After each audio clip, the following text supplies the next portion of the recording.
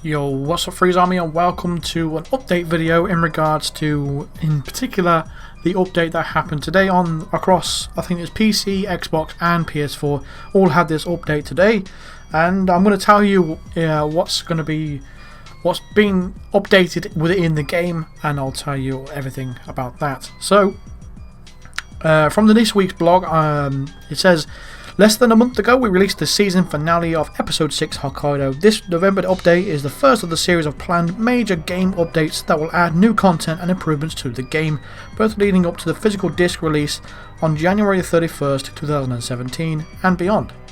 So this is going to be, the first of many updates that's going to be coming in the next month or so. So it looks like they've taken everyone's feedback into consideration and going to sort a few things out before they actually put out the physical copy of the game, which sounds like it's good news.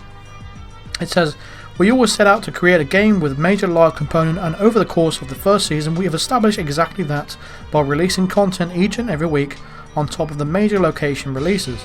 A December update is also on the horizon, but first things first, here are the release notes of the November update, also known as 1.70 as per in the game menu. So it's basically saying that we've had a November schedule which I've shown you before, so we're going to have a December schedule, so as soon as that comes out I will let you guys know exactly what's that involved. This week obviously we've got 10 new featured contracts coming up and an elusive target this week set in Marrakesh. I'll again update you as soon as I know more information about that elusive target. So what's in this November update release note? So what's actually they've added is an offline profile, so all unlockable items that are now earned when connected to the game's servers are now also saved to an offline profile, meaning that they can be used when in offline mode. Items include all mastery items, including weapons, gear, starting pickup locations, as well as elusive target suit rewards and challenge pack unlocks. Note, you must be connected to the game servers in order to acquire new unlocks. So if you've unlocked anything within the game online, like mastery items and suits and all that kind of stuff, you can now use them offline, whereas before you had to be online to actually use all this stuff. So now it's not even, there's no reason for you to even be online now unless you're unlocking new items, so there's no need for all that kind of stuff anymore. I'm not sure if you can still complete challenges while you're offline mode, have to test that out, but that's what they've added, and it's quite a huge add because that's what people have been wanting from the very start. So on top of that, they've added a stability sweep, fixed different issues across all locations that previously resulted in the game crashing or becoming unstable. I haven't actually experienced that glitch, but I heard a few people have. The next thing they've fixed is the opportunity completion checkmark. They've added a functionality to mark an opportunity with a checkmark when it has been successfully completed, similar to how we show that a challenge has been completed. This will show you the completed opportunities at a glance and make it easier to track completion when trying to achieve achievements and trophies linked to opportunities. So I'm not completely sure what that exactly means, but because I've already completed all the challenges and all that kind of stuff, so if anyone's unlocking new challenges, you should be more clearer when it comes to that kind of stuff. Another thing they've added as well is the Silent Assassin rating now it displays. So basically the scoring screen now displays Silent Assassin when a player completes the mission with the Silent Assassin rating. So not only will you get the 5-star rating, you'll get a little message there saying you got the Silent Assassin rating for that particular mission. So that sounds good really for the people that were confused whether they got Silent Assassin or not for a particular mission or elusive target. So I guess that's a pleasant addition to the game. The statistic page has now been overhauled with a new visual design that displays the challenger completion, mastery level completion and overall level completion. So they've added more detailed statistics and all that kind of stuff like that as well. And I've also changed the background of the pause menu to the current in-game moments rather than the world map. I'm not completely sure why they did that, but some of you may prefer that way. It says when successfully completing a mission, the mission accomplished screen will now show the last frame of the exit sequence rather than fading to black. Again, I'm not completely sure why they made that change, but I haven't tested it. So you know when you finish the mission and the 47th walking away from Paris, for example, and it fades to black before it goes to the cutscene or the results screen, it will now just show completely before it goes to fade to black. So they've added that. They said they've added a success state in contracts mode, so after completing a contract, the menu will now show either a check mark, which means complete, or a cross, which means fail, to show your status for the current contract that you've just played. They've improved consistency for elusive target challenge images. The elusive target challenges now have a more consistent style. I think that's their way of saying that they've fixed the whole, if you get the Silent Assassin rating and it shows a check mark for that particular challenge, but you didn't actually get your suit, I think that actually all fixed that problem. I think that's what it means. That's their way of saying we fucked up, but we know we fixed it. They've got a new IO interactive logo, a new studio logo, and now that's in the game as well. I haven't completely noticed it, but apparently that's there as well. They've added briefing videos for the Mercenary and the Controller, which have been added to the game for the PS4 only players who play the Sarajevo 6, and they've actually been added to the game. However, I've noticed for the Mercenary in particular that the subtitles don't match up with Diana's words, which is kind of annoying because the subtitles appear straight away rather than actually waiting for her to say her words, but that's, that's just the way it is. They've also added another huge thing to the game when it says in this update we've added the ability for 47 to pull people over balconies or out of windows.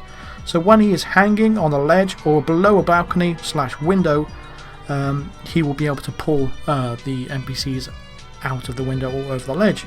So unfortunately there is a known issue for this move, which in case the NPCs that see this move will not blame 47 even if they are looking directly at the NPC or at 47. So for that reason we will remove this ability with our December update and fix this. It will then be reintroduced with the game update in January around the same time as the disc release. So they've actually given us a function to throw people off a ledge when you're hanging on a ledge, for example Paris, where the bodyguard, do you know where the bodyguard is, where the secretary is, with the laptop and things like that. There's a guard there which you could pull over the ledge if you wanted to, but now they've added that into the game. However, if an NPC actually sees you do that, you don't get any alerts or anything like that, which is kind of weird. Why put it in the game if it's broken? I don't understand, but they've added that to the game. It could be a new cool thing to add, which I always thought it was going to be in there. And it was in Absolution. I'm not completely sure why it was excluded from this game anyway, but they've added some various fixed issues in some of the maps, which I'll tell you now. It says in Paris they've fixed an issue with trespassing whilst dressed as the chef in Paris. Fixed issues that could cause multiple opportunities in Paris to fail, depending on 47's actions. Fixed an issue where water splashes could be heard in certain areas of the attic in Paris. Fixed an issue where 47 could vault into an inaccessible location in Paris. The vault prompt has been now removed. I'm guessing it's going to be the famous railing that's on the second floor, which I'm guessing they've removed that prompt now, so you can't just leap straight into where the main foyer is. So they fixed an issue that could cause a light rig in Paris to also cause damage in the basement. I haven't experienced any of these issues, so but for those of you who have, it's been fixed. For Sapienza, they fixed inconsistent trespassing boundaries in Sapienza. Fixed an issue where the mission accomplished music could be heard during the cinematic following the World of Tomorrow mission, which I have actually experienced that, and it is quite irritating, especially when you try and record it. In Marrakesh, they fixed an issue which would cause the open sesame opportunity in Marrakesh to fail instead of being completed. I've heard that complaint several times amongst my subscribers, and they have reported this to me that the open sesame challenge wasn't completing for them. It kept saying fail for them, which I don't understand why, but that has now been fixed. Fixed inconsistent trespassing boundaries in Marrakesh. Fixed an issue that would cause the documents to be lost when using the push prompt on Mandola in the house built on sand bonus mission. Fixed an issue where the crowd and helicopter sounds could be heard in some parts of the tunnel in Marrakesh. Fixed an issue where starting combat in the school will alert all guards on the map in Marrakesh, which has always irritated me. And in Bangkok, they fixed an issue where Agent 47 could blend in without the correct disguise in Bangkok, and which I'm guessing is the gardener, which is absolutely hilarious when he's raking up the grass when in his suit, which he should have been in the gardener's disguise. They should have just left that in. I thought that was hilarious. They fixed an issue with the physics of a guitar stand in Bangkok. I haven't actually seen anything like that. But they fixed an issue with clipping when wearing the exterminator disguise in Bangkok. Fixed an issue with an invisible wall in the atrium in Bangkok. Fixed an issue where Jackie Carrington's routine would get stuck in Bangkok.